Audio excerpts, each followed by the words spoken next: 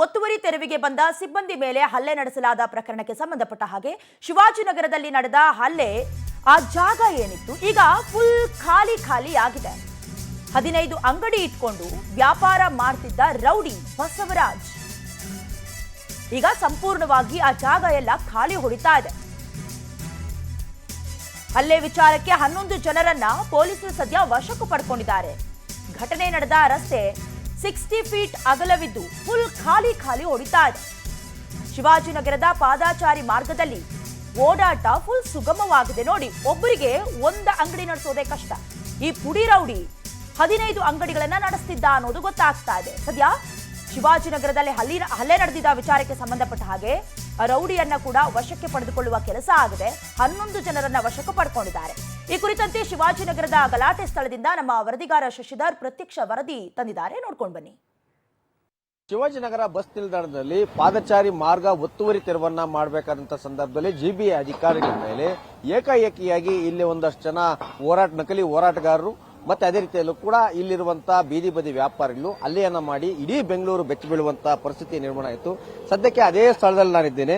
ಯಾಕೆ ಈ ಒಂದು ಘಟನೆಗೆ ಕಾರಣ ಏನಂತಂದ್ರೆ ಇದೇ ರೀತಿಯಲ್ಲೂ ಕೂಡ ಬಸವರಾಜ್ ಪಡ್ಕೋಣೆ ಏನಂತ ಹೋರಾಟಗಾರ ಅಂತ ಹೇಳ್ಕೊಂಡಿದ್ದಾನೆ. ಈತ ಇದೇ ಜಾಗದಲ್ಲಿ ಒಂದು ಸಂಘಟನೆಯ ಹೆಸರನ್ನ ಇಟ್ಕೊಂಡು ಒಂದು ಕಚೇರಿಯನ್ನು ಕೂಡ ಮಾಡಿಕೊಂಡಿದ್ದ ಇದೇ ಫುಟ್ಪಾತ್ ಮೇಲೆ. ಅದರ ಪಕ್ಕದಲ್ಲಿ ಸುಮಾರು 15 ಅಂಗಡಿಗಳನ್ನ ಮಾಡಿಕೊಂಡು ಎಲ್ಲವನ್ನು ಕೂಡ ಬಾಡಿಗೆ ಕೊಟ್ಟು ಸುಮಾರು 60 ಅಡಿ ಅಗಲ ಇರುವಂತಹ ಪಾದಚಾರಿ ಮಾರ್ಗವನ್ನು ಸಂಪೂರ್ಣವಾಗಿ ಕಬ್ಜಾವನ್ನ ಮಾಡಿ ಇದೇ ಜಾಗದಲ್ಲಿ ಬಿಸಿನೆಸ್ ಅನ್ನು ಕೂಡ ಪ್ರಾರಂಭ ಮಾಡಿದ.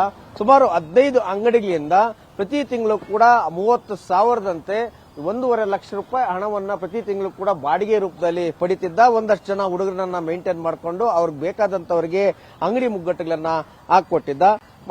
ಕೆಲವೊಂದಷ್ಟು ಹೋರಾಟದ ಹೆಸರುಗಳನ್ನ ಹೇಳ್ಕೊಂಡು ಇಲ್ಲೊಂದಷ್ಟು ಹೆಸರನ್ನ ಮಾಡಿಕೊಂಡು ಲೋಕಲ್ ಲೀಡರ್ ಆಗಿ ಅದೇ ರೀತಿ ಕೂಡ ಕನ್ನಡ ಪರ ಸಂಘಟನೆಯ ಹೆಸರುಗಳು ಹೇಳ್ಕೊಂಡು ಅಲ್ಲಿ ಕೂಡ ಹೋರಾಟಗಾರ ಅಂತ ಹೇಳ್ಕೊಂಡು ಒಂದಷ್ಟು ಉಸಿಲಿ ಮಾಡ್ತಿದ್ದ ಅಂತ ಗಂಭೀರವಾದಂತಹ ಆರೋಪ ಕೇಳಿ ಬರ್ತಿದೆ.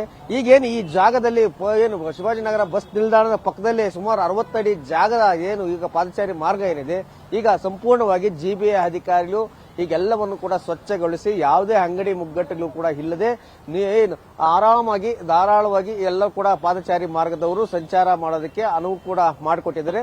ಈಗ ನಿನ್ನೆ ಒತ್ತುವರಿ ತೆರವಾದಂತಹ ಸಂದರ್ಭದಲ್ಲಿ ಕೆಲವೊಂದಷ್ಟು ಪರಿಕರಗಳಿತ್ತು, ಅವೆಲ್ಲವನ್ನು ಕೂಡ ತೆರವು ಮಾಡುವಂತ ಡಬ್ರೀಸನ್ನು ತೆರವು ಮಾಡುವಂತ ಕೆಲಸವನ್ನ ಜಿಬಿಎ ಅಧಿಕಾರಿಗಳು ಈಗ ಸದ್ಯಕ್ಕೆ ಮಾಡ್ತಿದ್ದಾರೆ.